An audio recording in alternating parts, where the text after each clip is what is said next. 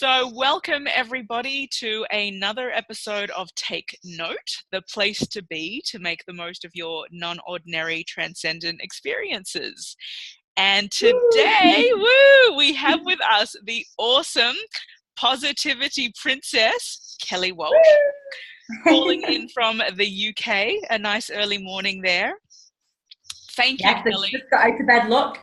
Beautiful. We love the natural look over this way. Not even brushed.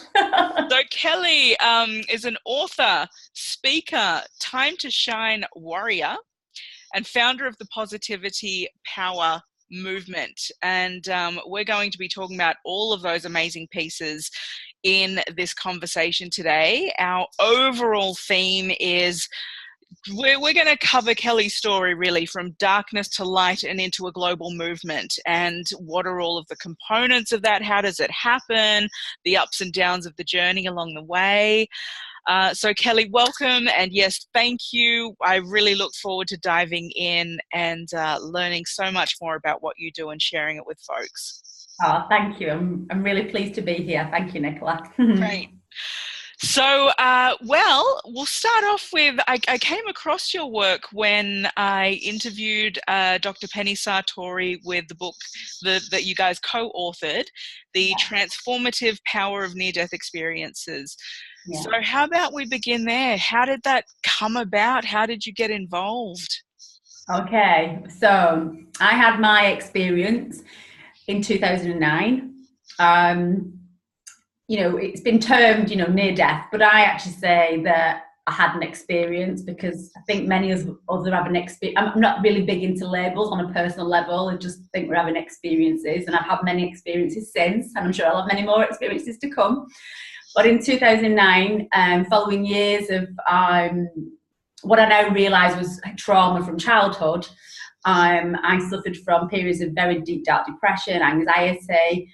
At the age of 33, I lost hope, and I decided that I wanted to check out. And I took a huge overdose, in excess of 20,000 milligrams of paracetamol, and waited to die. You know, I had no intentions of being here. It wasn't a cry for help. I wanted out. Anyway, fast forward 72 hours later, I was still here. I was like, what does it take? And in that time, I took more tablets.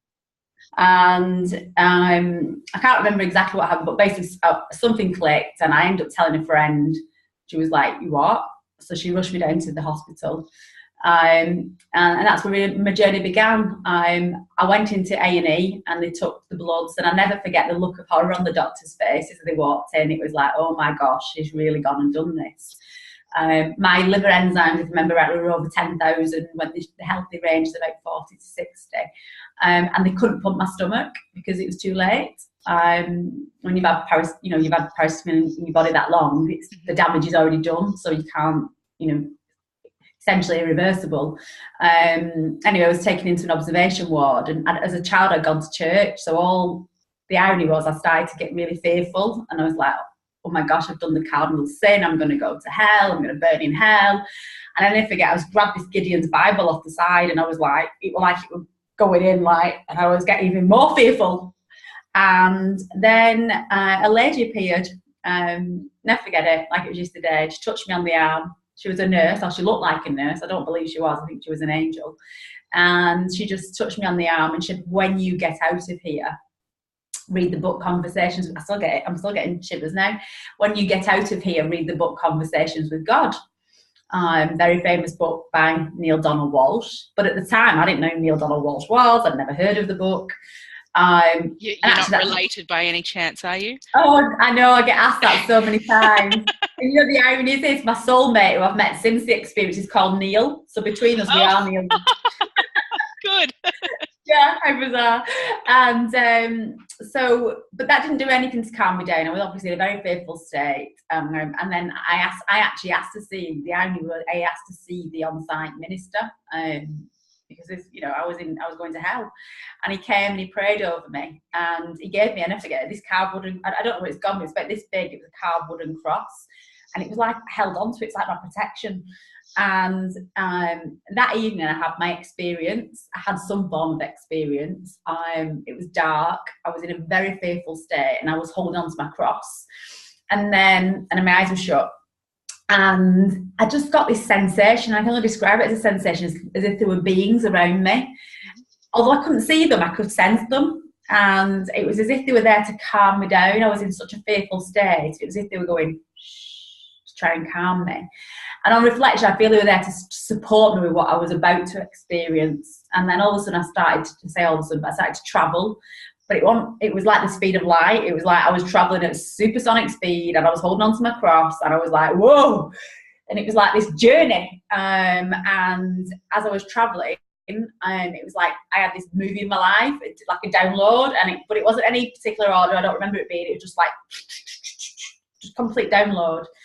And I could sort of feel and sense the emotions to do in my life. And as this was happening, I went through bumps, and that's how I described it at the time. I'd never heard of a dimension, so to me it felt like a jolt or a bump. And I remember going through one bump, but this test, this battle, and it was quite scary actually. It wasn't it wasn't hellish, but it wasn't nice. It actually felt quite sort of, being on the most scariest ride at the fairground times 100 or 1,000, and I'm holding on, and then I went through one bump, and I went through 2 bumps, and eventually I went through 7 bumps. And when I'd gone through the 7th bump, it was like this feeling of, I've made it. And it was just like, I could finally, this whatever I've been going through was over. And I could have basked, okay, to describe it, it's like a void, but of the most peaceful, beautiful, loving. I don't remember what it looked like. It's just the feeling, it's more the sensation, and it was like, whoa, I've made it. And I could have just like stayed in this wherever. And then a conversation, I heard a voice. Now I can't tell you to this day who it was or what it was because I have no remembrance, but this voice spoke to me in this void. And I get this all the time. I speak about it, I get angel shivers. And the voice said to me, you're strong, you're powerful, and you've got work to do. It sounds so cliched, like, it's like you're strong, you're powerful, you've got work to do. And then I was given this message of love will heal the world, and love can heal us physically, mentally, emotionally, spiritually. And I don't think I realised at the time, this is stuff I think it's the same, many people who had experiences. It's knowledge I've got since. I don't think it was in that moment, but on reflection, I realised that there was no judgment. I wasn't judged for having tried to end my physical life. I was just enveloped by unconditional love. Perhaps on reflection, when I was going through the 7 bumps and my life was flashing at some level, the life review, but I don't feel it was there was any judgment in any shape. And perhaps the pain that I experienced was my own pain, my own judgment on the things that I was seeing, of, like we all do. As I say, we're all perfect imperfection in Creator's eyes, and we stumble, we fall, we get back up. And that was on the 8th of October. I say it was on the 8th because it started on the 8th, and I've no real recollection of time. But when I came around from the experience, it was the 9th of October, so it's the following day. And my arms were across my chest in the hospital bed, anyone can see. And that's how I came around from the experience. That's how I woke up. And I remember it was like, where am I? I couldn't comprehend. I still giggle about this day. I actually got out of the bed, felt like a freaking superhero, and I was off. I had a mission. Literally, it was like, I'm here to do something, and I literally, on a psychiatric one, trying to escape with my white cape thing, with the back. Excellent. I'm on a mission. Anyway, yeah, I know. But actually, what I missed out is that my ex-mother-in-law at the time, I was pulled back, obviously, but my ex-mother-in-law, I'm really close to her, we're still really close this day. And she was actually there, and she said, as I came around, she said, you were like, really like, where am I? And before I sort of went off, shouted out that I've met God and I've met angels. Obviously on the psychiatric ward, wasn't embraced. Yeah. And the rest is history. But then the following evening, I got a sense or a vision. I don't know what you call it, but again, shouted out that like-minded souls are going to collaborate to change the world. Again, and a week later, I walked out of hospital fully healed on a physical sense, you know, no kidney damage, no liver damage, no any damage. And what I actually find fascinating, and it's actually referenced in the book, is that when I was, and I'll go into the reason for the book, but when I was writing the book,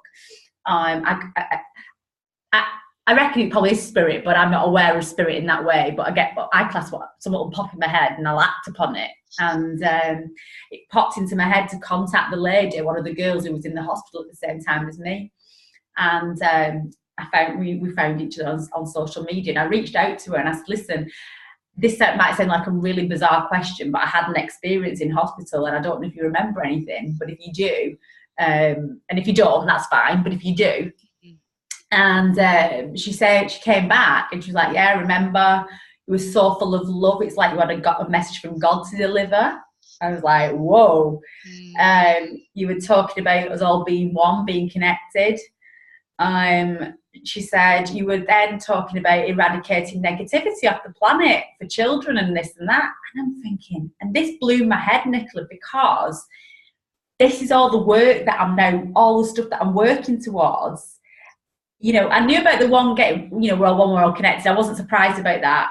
I wasn't surprised about the so full of love. It's like I got a message from God to deliver, because I truly believe that. But it was the positivity and the negativity stuff that blew my mind, because I don't remember that. And it was like, whoa.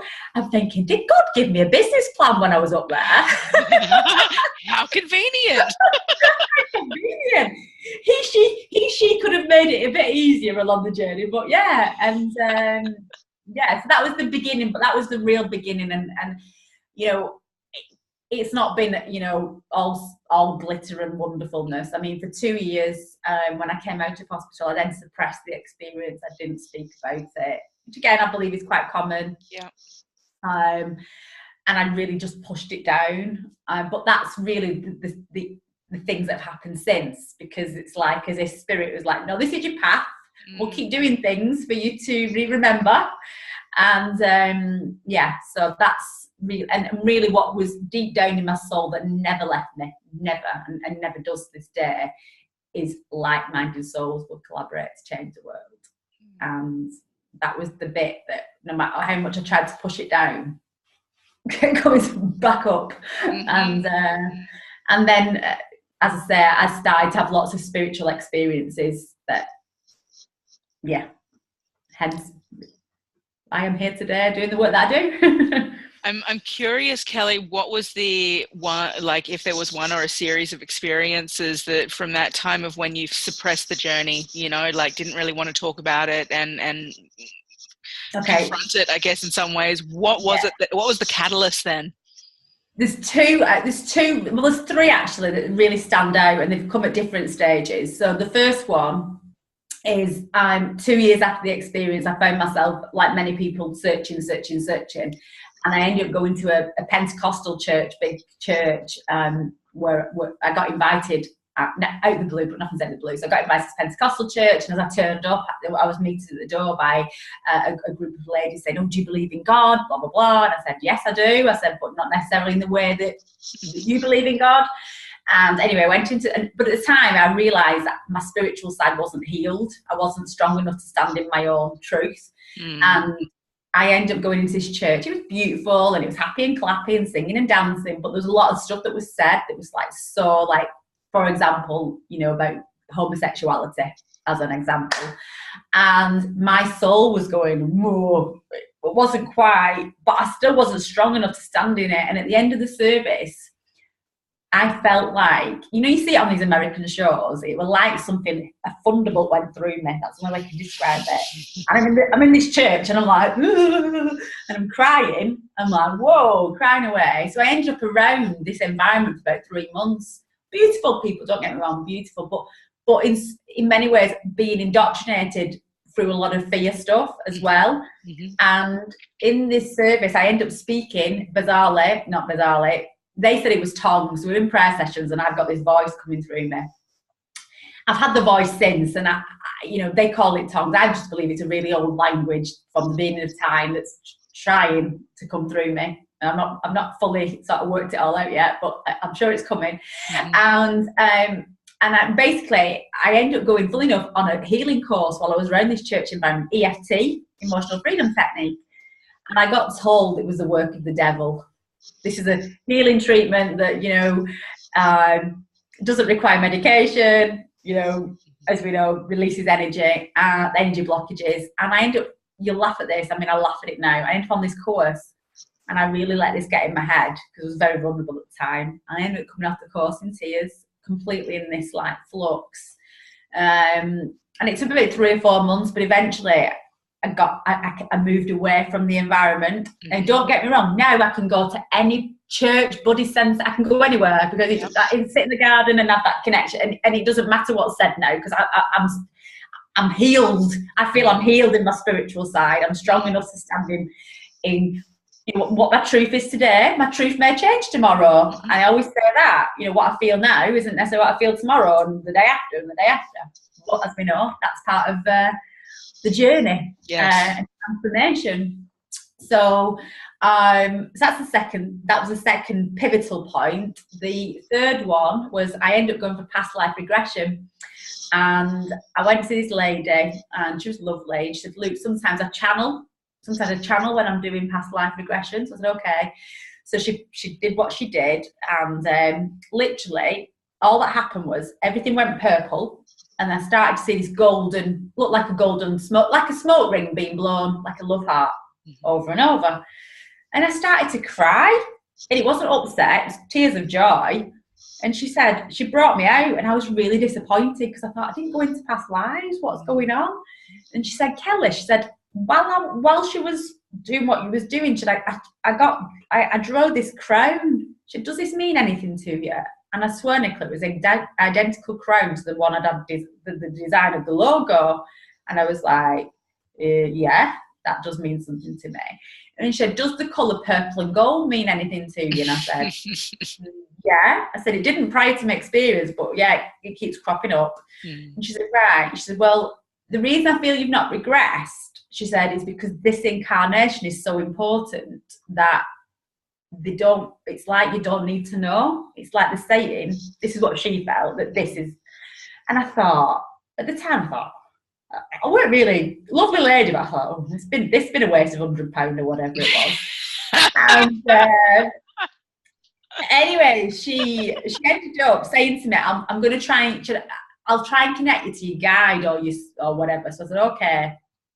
She said, whatever name you get, just trust it. So I'm sat there, whatever. And I went, Peter. And then I'm thinking, did I consciously?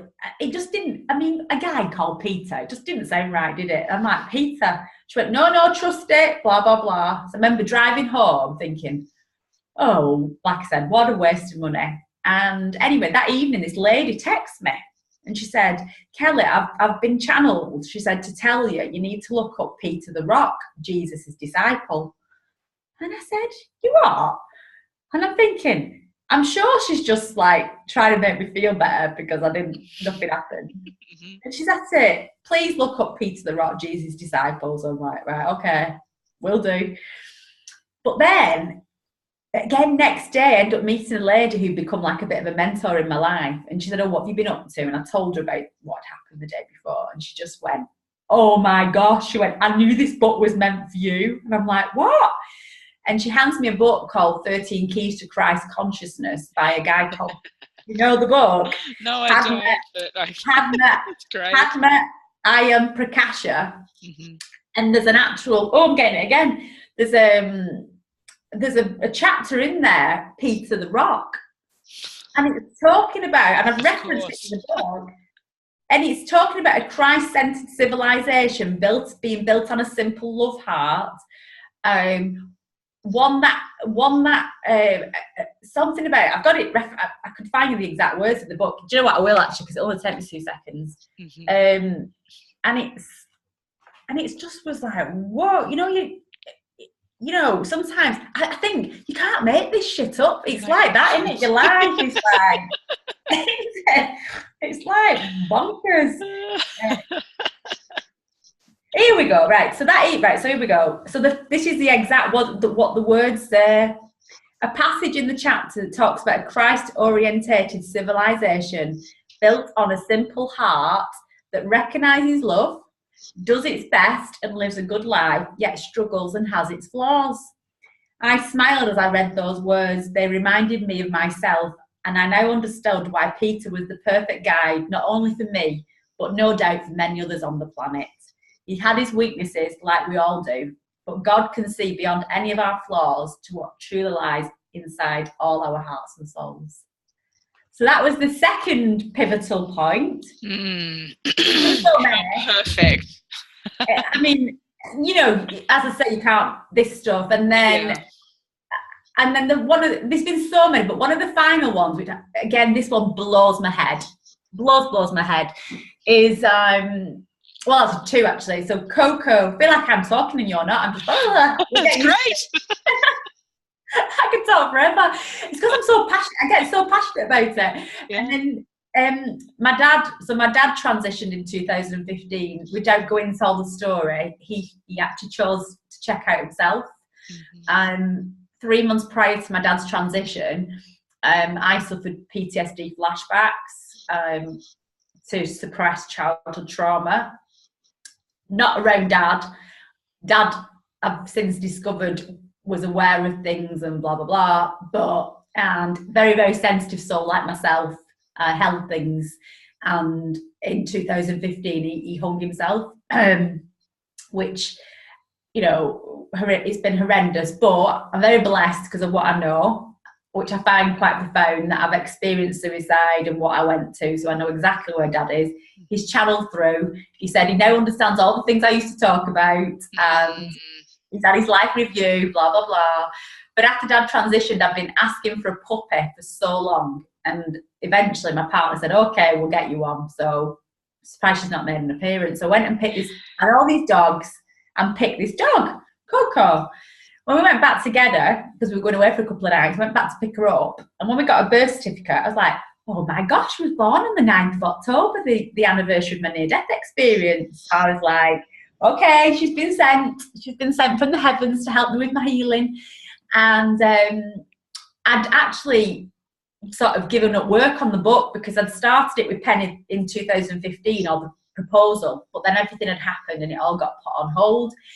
And in the January 2016, the next 3 months of 2016, I had what I would class as a real dark night of the soul, and a real sort of, it was grief, it was everything, it hit me.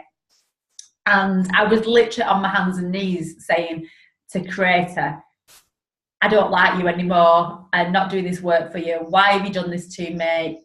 You know, I'm sick of this. Why did you give me this experience? Why? Like a child. Why? And just breaking my heart. And a couple of things happened. I'd been on one show to speak about my experience, and the guy rang me up out of the blue, and he said, I've been meditating, Kelly, and you came through. And I said, pardon? He went, God's got his hand on you. Well, I don't call God he. So I said, well, she's got her hand on everybody. And he said, well, that's the message I've been told to give you. So I said, all right, okay. And this was while I was having this dark night of the soul. And he said, have you watched the show you appeared on? And I said, I have, but I never shared it because you said I'd flatline, and I didn't. And I said, I don't like it being dramatised. It is what it is. Mm-hmm. And he said, you need to watch it. So I said, okay. Intrigue got the better of me. And at the time, it'd only gone on YouTube in the December. And this was like the February. And there'd been me, a shamanic healer, and a spiritualist on at the same time. And the shamanic healer had about 200 views. And I'd seen them sharing it. I'd never shared it. And the other one had about 150. This video had had nearly 17,000 views. Now, wow. And at the time, I didn't realise the significance, but I took it as, because a couple of other things then happened. And what I realised is it was Creator trying to go, Luke, this is your path. You might be in denial at the moment, but that was one little knock. And then a couple of other things happened. And I rang Dr. Penny and I said, Penny, I really feel, even though I've been arguing with Creator that I'm not doing this work, actually, I know deep down in my soul we're meant to. I said, so can we start work back on the book proposal? She said, well, yeah, of course. She said, yeah, let's get going on it. Now, this is what blows my head. So that day, the day that I made that decision, I put my laptop on to start working on the book proposal. Coco, little schnauzer, this big at the time, jumped on my knee, ran across the keyboard of my laptop. A website appeared on Google and froze on my screen. God's new message to the world. I was like, what? Yeah. I was like, I thought, what the heck is this? Oh, and Coco. Coco, the angel, well, I call her devil dog when she's eating my shoes. And there it was. And and I thought, what is this? And it's a guy in America called Marshall von Summers. And he's been channeling angelic wisdom since the 80s up in the mountains. Mm-hmm. But it's the fact that I appeared on Google, it appeared on my laptop and froze. It was like, how many creators like, I will knock on your head and tell you. How many times do you need the knock? Yeah, so that's the main three pivotal ones, and then obviously the one with Neale Donald Walsch is the final one. So yeah, because the fact that Neil's in our book that's the book that came into my life. For Neale Donald Walsch to then be sharing his own experience in our book, he's like, whoa, it's like gone full circle. You know, it's so wonderful to hear you share the movement of that story as well, because often people can get a sometimes incorrect perception that someone might have an experience, one of these non-ordinary transcendent experiences, and that it's all love and light and blissful and beautiful, and like there's some kind of happy ever after that happens. You know, boom, oh, there's an awakening experience, over now. Like life must be excellent for that person. When in reality, you know, something awakens within us, and then work begins. Oh. You know, life, a fuller life perhaps in some ways might be a way to describe it, begins where other issues arise and greater sensitivities are there and questions are raised in one's conduct and you know, direction, and you just illustrate that so beautifully, and things get thrown in our way as well. And I mean, life happens to everybody, right, regardless of the types of experiences and understandings that one has gone through. Oh, and you know what? There's been I remember Penny will vouch for this. The amount of times I've rang Penny over the years since we connected, in tears, going, "Why did this bloody thing happen to me? I can't get like-minded. I can't live a normal, whatever normal is. I can't live a normal life, you know." And as I say, I met my soulmate Neil 6 months after my experience, and if it wasn't for him, I'd be on the streets because I don't have any contact in my family. My dad's transitioned. You know, I've not worked. I have worked. I've been working on a big vision for a long time. Mm-hmm. But if it wasn't for him, you know, I'd be destitute but again, God put the perfect man into my life. He's my soulmate, and he's my, as we said before the interview, he's my anchor when I'm flying off to, and at times I struggle with, to me it's really, even life isn't really simple, but I think the simplicity of my experience is what I sometimes struggle with on the earth plane. So I really think it is as simple as, and again I reference this in the book, that you know, seeing ourselves and each other through loving eyes, and it's as simple as that to me. Seeing ourselves and each other as divinity sees us, and you know, and I think, and I know that's such a simple, like, it's like what it's like on Planet Positivia, but you know, the day I said this, the day we see each other at a soul level, really see each other at a soul level, is the day we release all man-made fear. We rejoice in the reality that heaven is actually already here, and with that level of consciousness, we create peace on earth. And it's like, and again, another realization I've had, and I know this will go against the grain, but you've often heard the saying, you can't really love another until you love yourself, and I actually think that's wrong. I actually disagree with that. Oh, great! Tell us about that. I love it when people throw spanners in very widely accepted terms. Yeah, you know, because you know, I don't mind sharing. I went for a shamanic healing last night, and I wet buckets because there's, you know, he said that frightened little girl's still in there, you know, and I literally wet buckets. And he said, I had the, you know, I'm sure you give out so love to so many, and actually I reckon, and I'm sure there's many of us who were listening to this, and yourself perhaps and others, that actually sometimes it's not that we can love so much because we're deflecting it off ourselves and we don't want to go there. We can actually be extremely loving, and we're like children. You know, I say I'm a 42-year-old, 4-year-old actually, because I'm like a puppy. You know, I'm like a child. But I don't think that's a bad thing, and I actually think that, you know, won't it be beautiful when we're all like little children? But also that little child inside of me is still in pain. I recognise that. There's still aspects, and, you know, in this lifetime will that ever fully heal? Don't know. But it doesn't stop me from being loving and loving others. I do love myself, but there's still unhealed aspects. There's still struggles, and that's why I feel what I've learned, and I still struggle with this, is about it's okay to put healthy boundaries in place. Because again, I think when we've had the experiences that we have, when you've experienced such profound love, it's so beyond any love that you can put into human context. You can come back. You can be, you know, when I say come back, that's the wrong terminology, because you can experience this in meditation. You can experience this just walking the dog. It's not, you know, it's just experiences where we experience that love, and actually, but we're not on Planet Positive, and actually that's I feel that's the real struggle sometimes for us, and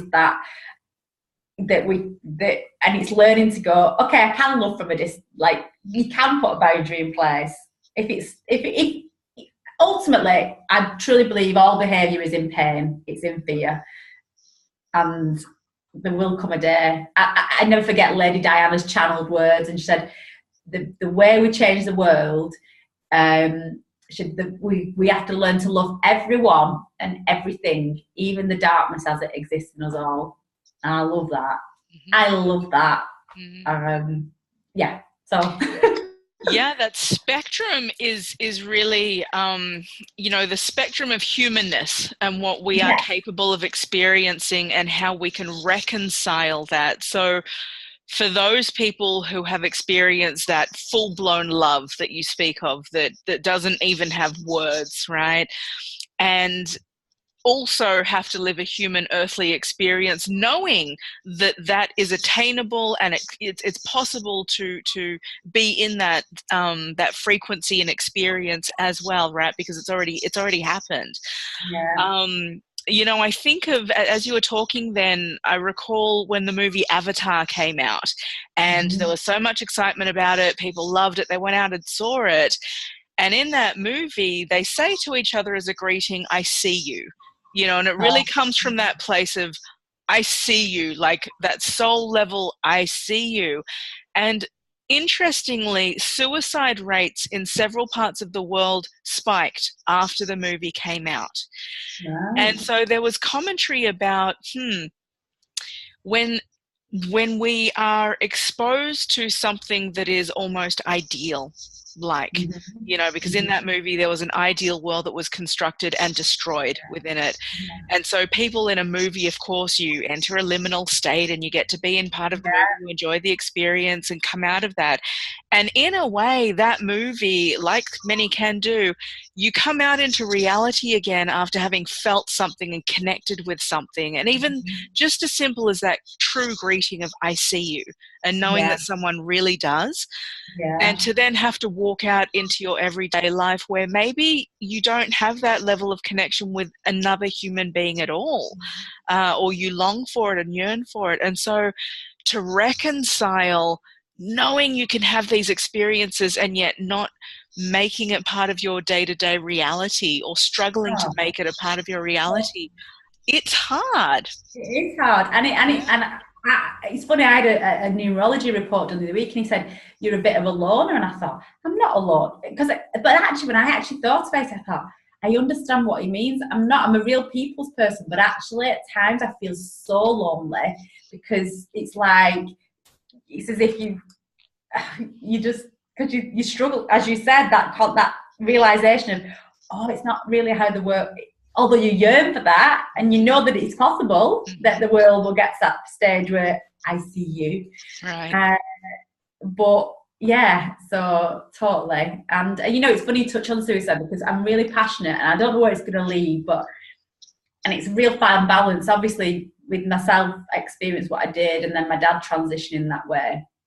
And I sometimes think, you know, he says he understands all the things I used to talk about, but actually, I'm very mindful of the fact that, gosh, did I sort of, you know, the fact that it was so beautiful. And one thing I know, my dad wasn't fearful of transition, which is a real positive. However, what Dad does now know, and he's channeled it, is that, in his own words, oh my gosh, it's not over, because Dad didn't believe what I talked about in some respect. And one thing I really passionately believe, and I know it's perhaps controversial, but I do feel that most suicides actually could be prevented if people could get to the reality, really grasp that you can't end your yes, you can end your physical life, but it doesn't end.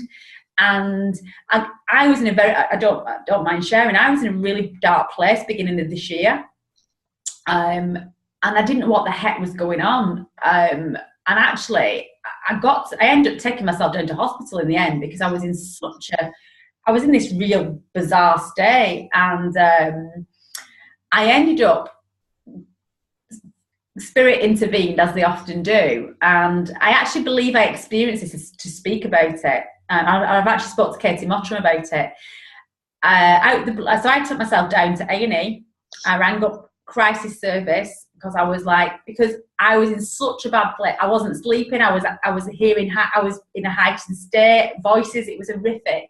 Mm-hmm. But because I knew, boy oh boy, if I didn't know what I knew, I'd have been out of here. Mm-hmm. But I knew, I've got a blessed life and I've got a beautiful partner and I love my life. But I also knew that you can't end it. So it doesn't matter. There's no point checking out because you can't end it. And basically, but what happened was, Spate intervened, and a lady rang Dr. Penny, and she's a community nurse, but she's also now specialising in spirit entity release, sending like earthbound spirits back to the light. And basically, she told Penny she wanted to invite me and Penny to go and do this course, and Penny said, Luke, and at the time, this was only about just after Easter this year, Penny's like, well, Kelly's on about giving up all the work. She's giving it all up. She's in such I'd stopped, I'd cancelled talks, and, you know, I couldn't go out the house. I couldn't even go shopping. I couldn't do anything. And this lady said, ask Kelly if I can work on her remotely. And I was in gratitude. I said, of course. And a few hours later, I got a text back saying that I had spirit. Don't be frightened, anyone listening. When I talk about spiritual entities, it's not that I have the devil or demons or whatever attached to me. These are just spirits, for whatever reason, that have transitioned in the physical sense, but they've not gone to light. They've stayed earthbound, and they attach themselves. And she said Kelly had a number of these, you know, they were attached to her. So anyway, I was like, I'm very open, so I didn't believe it, I didn't disbelieve it. I was just very much in gratitude, but I thought, well, proof's in the pudding. And literally, she said, I'm going to do distant healing for 3 days. And the next day, I broke down. It's like a release of like uncontrollable tears. By the second day, another release. And by the weekend, it had completely gone. And the reason I share this is that since then, I know a number of people have come into my periphery. And only recently, a young lady who'd been sectioned under the Mental Health Act.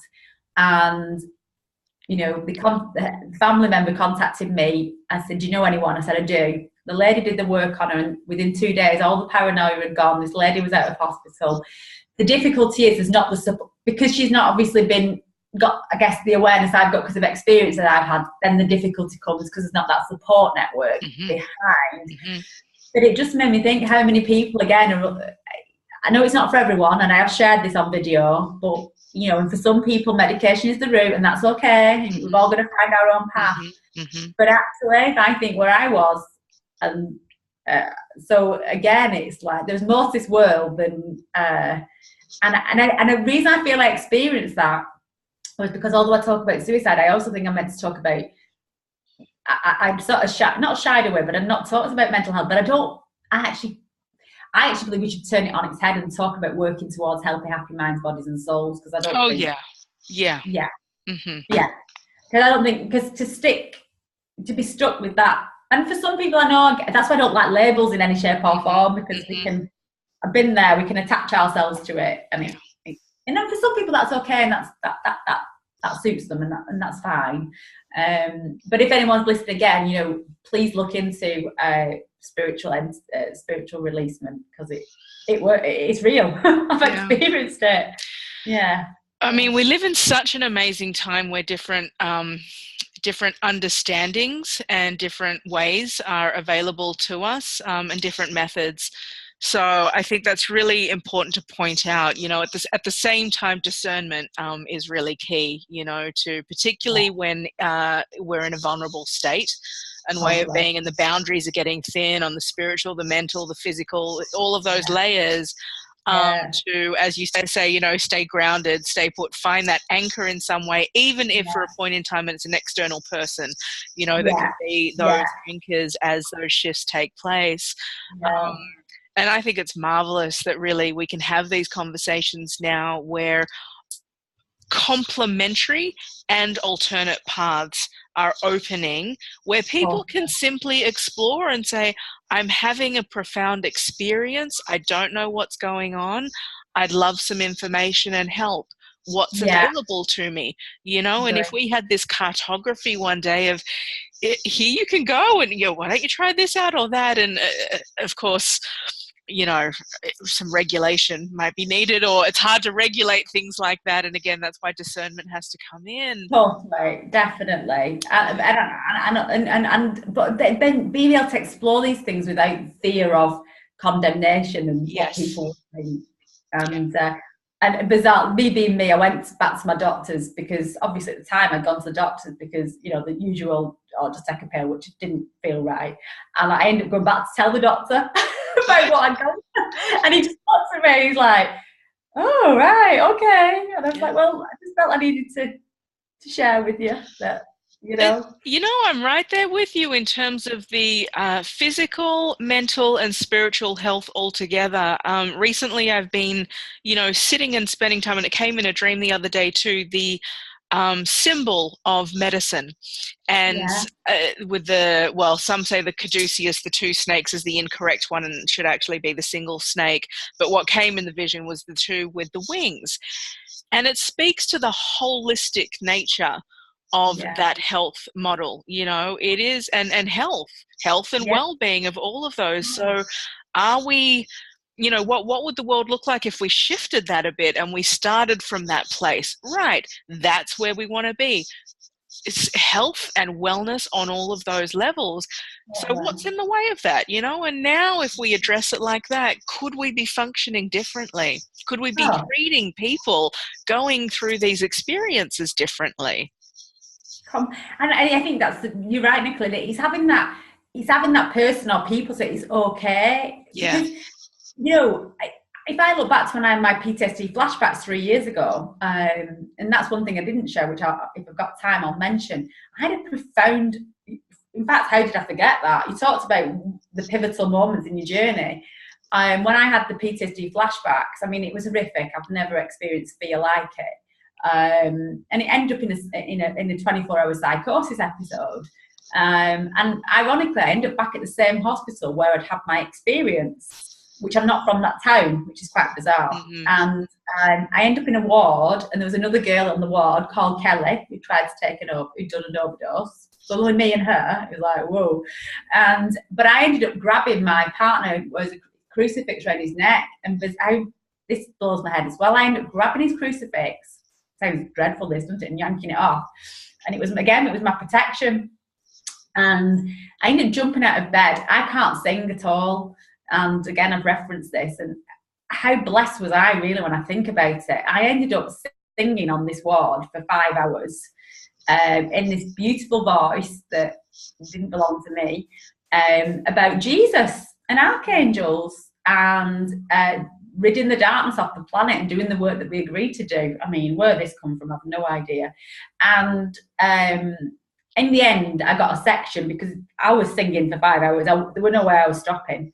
But they took it off, and that's the beauty, which blows my mind that they took it off. They drugged me, put me in a room. I won't go into the personal stuff, what happened thereafter, out of respect for certain people. But thankfully, you know, mental health observed me for 2 days, and I didn't know they were observing me. And they actually said, there's nothing wrong with the mental. I mean, how blessed was I? I mean, this is a girl jumping out of the bed, singing about Jesus and archangels and God knows what else. And it wasn't, and they actually recognised that it wasn't, that they felt it was, they actually said, we believe she's had PTSD reaction to something, and they took the section off. But interestingly, that week, I had like a guy, you know, they come around to see you, like the crisis team, they come and check on you. And I'd done a video, you'd laugh at this, about fear and love, and he'd seen it, and it freaked him out. So he'd end up ringing the psychiatrist, and I was being literally put in front of the psychiatrist next day. Oh, the fear. I remember being in this fear, because again, I'm sure it's triggering past life stuff where you've been, you know, the fear of what, and you laugh because I end up getting a bag. I put all my Hay House books in this bag, ready to sit with this psychiatrist and tell him the journey I've been on, and then go, well, Luke, I'm not. That's right. Look at all these other people that talk about it. I'm not bad.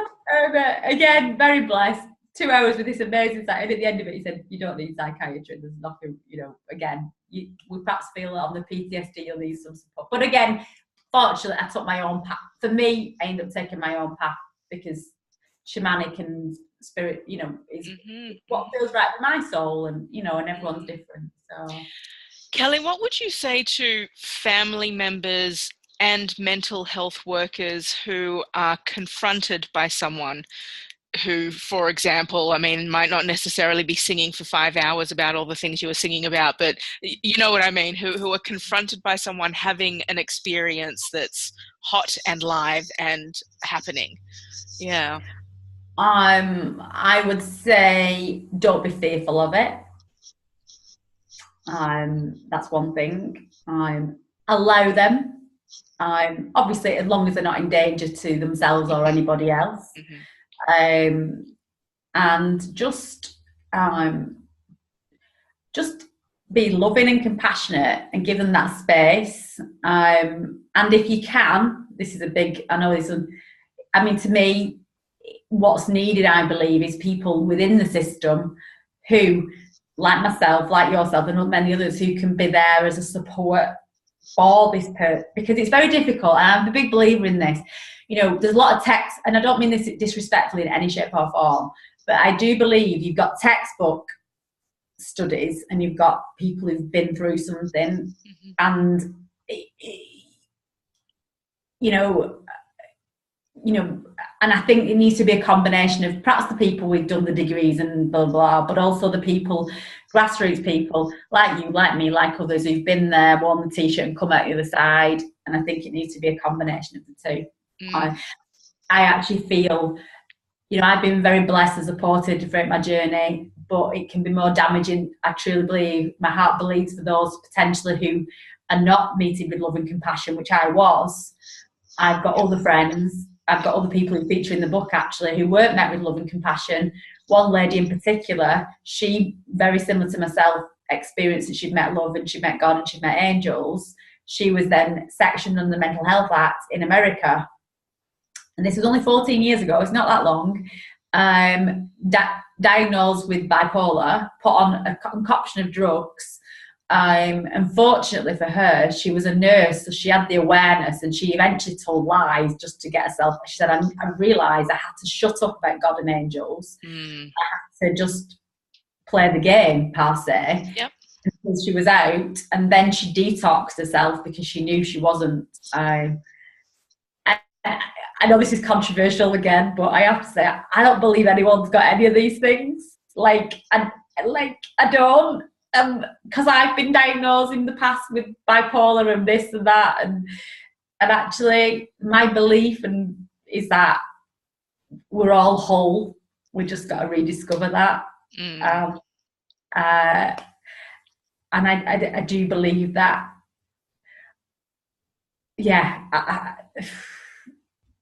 and my heart bleeds for people in pain, because I've been there and I've felt and I feel them.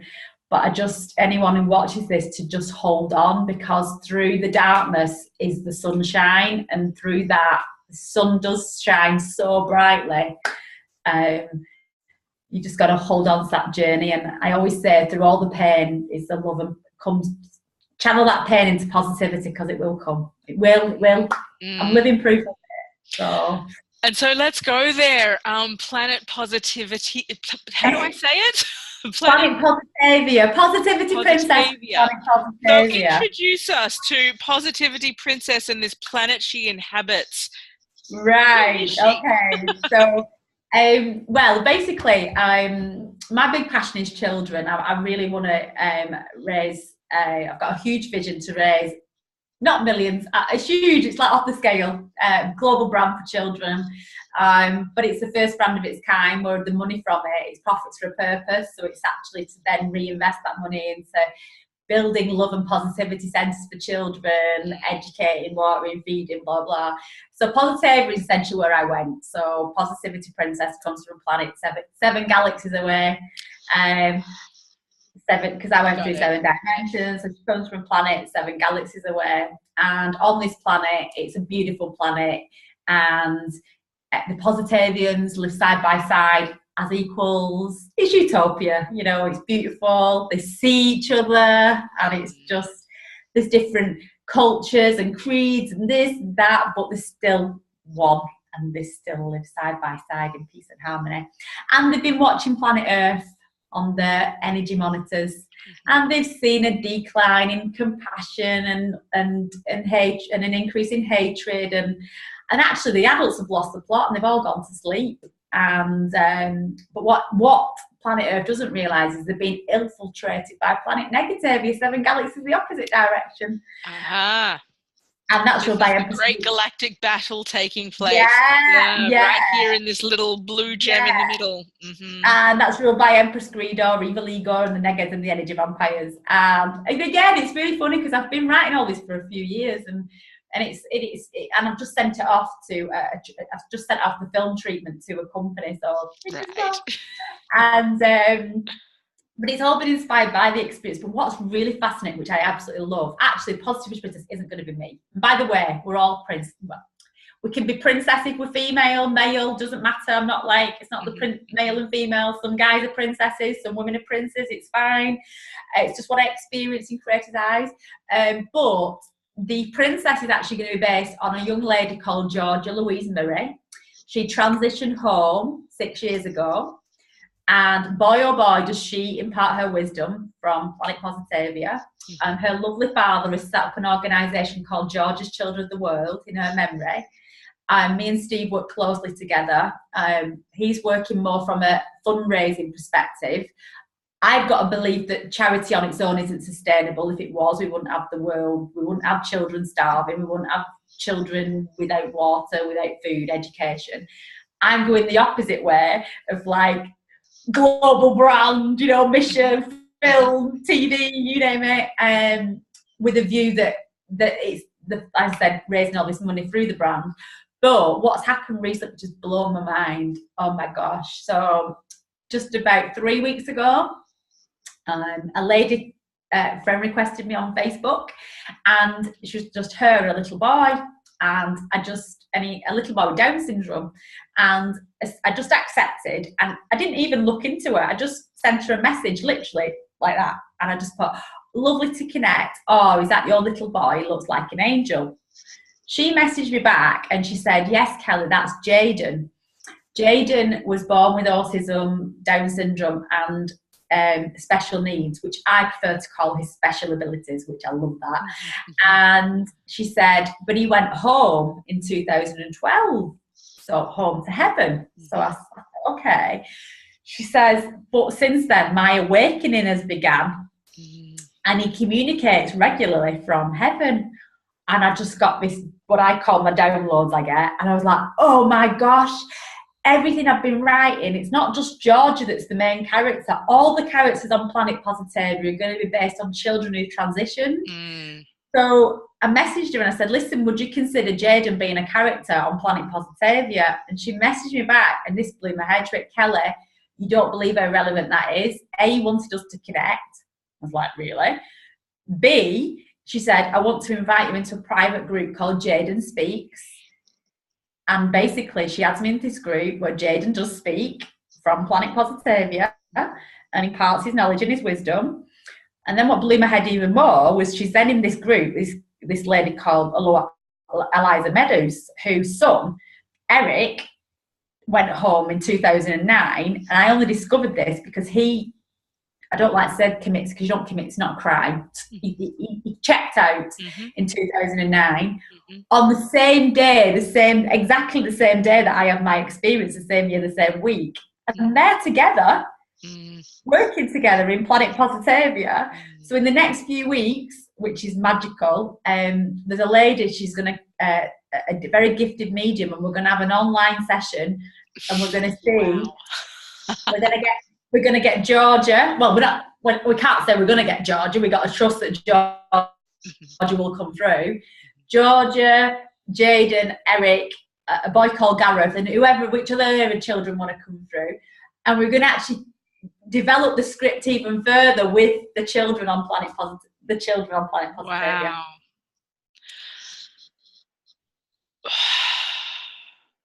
There is so much incredibleness available to us as human beings on this planet to be part of. I mean, that's so beautiful what you share there.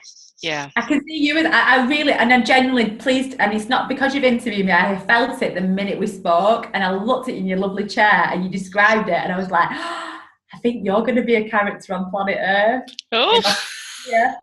If you like me, sorry. It's all going to be. Because it's all going to be based on real. It's not going to be based. So all the characters on Earth are going to be real characters. Like, it's not going to be. Yes. It's going to be inspired by real. You know, it's inspired because it's got to be. It's got to be real. And this stuff is happening. That would be an honor. That would be such an honor. Yes. This stuff's happening, and you know, and it's so. It's, you know, because obviously most of the adults are asleep on Planet Earth, but a lot aren't. There's the adults, there's the children, because essentially what's going to happen, the override of this is that the Positivity Princess and Prince and these other children are going to help awaken the children's positivity powers, because the children are so loved, so amazing, so powerful, so they're all superheroes, which we're all superheroes, that's a reality, but we forget that. And it's the children that's going to awaken their powers, and the whole world's going to... Negatavian's going to wake up. It's all going to be beautiful. But it's going to take a while. There's going to be a lot of battles and things and blah, blah, blah. And we're fortunate because on Negative we have got some light, because the fallen queen, Empress Guido, she has a Poochie handbag. Not Gucci, Poochie. It's Coco. It's a live dog, and she wears live fur coats, and so they're the light that's still there. So we've got hope because we've got animals on Negatavia, and as we know, light is far powerful than dark. So, and both wouldn't exist without each other as well. No, that's true. Yeah. As I said before, the darkness exists in us all, but when we can recognise that, transmute it, and then start to see each other, we can create positivity on Earth. Yeah, well, exactly. You know, and it just takes the motto I read of yours to a whole new another layer of my understanding, you know, to help people become so freaking bright that we all need sunglasses to see. Yeah. Totally, you know, and I love that. Yeah, and that's really like what, you know, what once planet Positavia is fully manifested on Planet Earth, then gosh, the sun, can you imagine?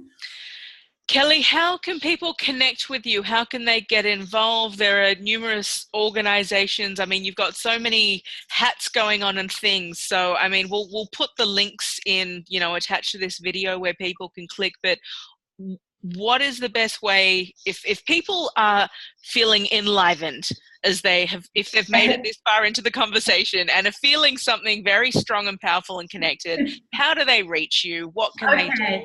They can reach, do you know what? I've not got a team yet or anything, so everything's a bit all over the shop, but it's fine. they can reach me at kellymichelewalsh.com, which I'll send you the links. Can reach me on Facebook, just find me as Kelly Michelle Walsh on Facebook. I'm on Twitter at again, Kelly Walsh on Twitter. Or they can simply email me. I'm happy to, which is Kelly, Kelly, at Positivity Princess, of course, POSITIVITY princess.com. And, if anyone's listening, we've got a foundation, but it's in its infancy. If anyone's listening who, if you're happy to do so, we've got the book and... Yes. Bring it close. We want to see it. Interviews. So all the money from this book, which I've not mentioned, all the royalties from this book are going to the foundation. So I set up a foundation called the Love Care Share Foundation, and the royalties from the book are going to the foundation. But that's scratching the surface. There's things happening. I've just partnered, and may I mention, in terms of the movement, because I'm one-man band, I've been very blessed to be guided to a lady in the USA called Lee Daniels, and she has an organisation called Project Positive Change. So we're going to be partnering. So Project Positive Change, PP, and the foundation are all going to sort of partner together. Because ironically, this lady had a vision 3 years ago to set up a movement of like-minded souls, heart-centered entrepreneurs. I know, bizarre. And I was like, okay. Yeah, and I'd love to hear from anybody, and so thank you so much. It's been lovely. I really enjoyed it. It's such a joy. I'm so excited to hear the unfolding of where this all goes, the vision, the mission, the actualization of it all. It sounds like things are starting to move in an awesome direction as the links, as it came through, like-minded souls will connect to do this work, and so it's happening, and keep us updated, on the unfolding. Yeah. Yep. And any movie producers watching, then get in contact, but one thing I have to stress is that I know it's going to need funding and everything else. It's not going to just happen, but on a personal level, the people who are involved, if they want to go and live in Barbados on a beach, that's fine. On a personal level, my dream, my goal is to travel the world with like-minded souls, building love and positivity centres, feeding kids, watering kids, educating kids from what we've created. So, but Dora the Explorer was 25 billion, and that teaches the Hispanic language to children, which is amazing. But come on, the world is now ready for Positivity Princess from Planet Positivia. Here to create a more loving, caring, sharing world. Children of the world need this. The world needs this, and how many children's lives can we impact? So.